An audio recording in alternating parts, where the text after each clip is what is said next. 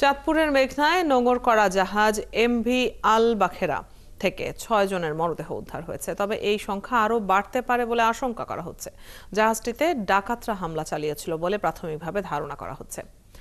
এ বিষয়ে জানবো বিস্তারিত। চাঁদপুর থেকে যুক্ত হচ্ছেন সহকর্মী আলামিন ভূঁইয়া। আলামিন, জাহাজে পাওয়া মৃতদেহগুলো তাদের কোনো পরিচয় মিলেছে কিনা এবং মরদেহের সংখ্যা আমরা ৬ বলছি সংবাদে, আরো বেড়েছে কিনা পুলিশ আনুষ্ঠানিকভাবে কিছু জানিয়েছে কি? চাঁদপুরের হাইমচরের মাঝেরচর এলাকায় একটি সিমেন্টবাহী জাহাজ, সেই জাহাজটিতে আক্রমণে ৫ জন এখন পর্যন্ত পুলিশের তো ৩ জনকে আরো ৩ জনকে উদ্ধার করা হয়েছে যারা গুরুতর আহত ছিলেন। তাদেরকে চাঁদপুর সরকারি জেনারেল হাসপাতালে প্রাথমিক অবস্থায় ভর্তি করা হয়েছে। পুলিশের পক্ষ থেকে এটুকু এখন পর্যন্ত জানানো হয়েছে। আর এই যে জাহাজটি দেখা যাচ্ছে, এই জাহাজটিতেই আসলে ধারণা করছেন যে জেলেরা, এখানে জেলের বা আশেপাশে যারা ছিলেন তারা ধারণা করছেন যে এই জাহাজটিতে রাতের কোন একটা সময় ডাকাতরা আক্রমণ করে এবং আক্রমণ করে তাদেরকে খুন করে তারা পালিয়ে যায়। এবং এই যে খুন, এর মধ্যে ৩ জনকে তারা খুন করতে সক্ষম হয়নি। তারা আহত অবস্থা, অর্থাৎ ধারালো ছুরি দিয়ে তাদেরকে আহত করছেন এবং আহত করে তারা ঘটনাস্থল ত্যাগ করেছেন বলে প্রাথমিক ধারণা করা হচ্ছে।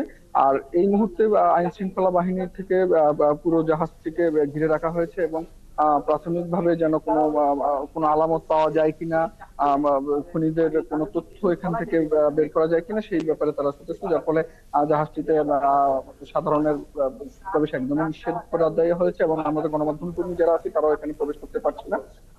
তারা যেন আলামত যেন কোনো অবস্থিতি নষ্ট না হয় সেইটি তারা দেখছেন।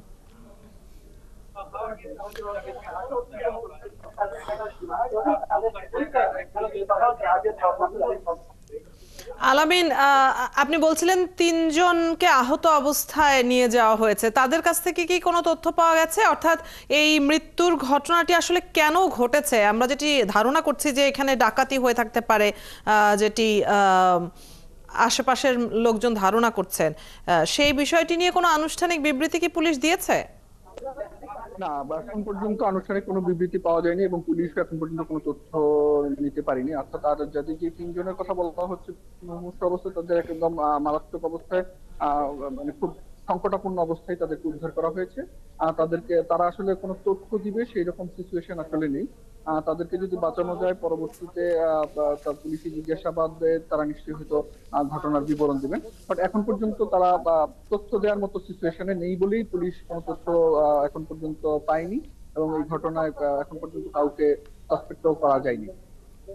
আলামিন, আপনি সংবাদ সংগ্রহ করছেন এ বিষয়ে, নিশ্চয়ই আপডেটগুলো আপনার মাধ্যমে আমরা জানতে পারবো পরবর্তী।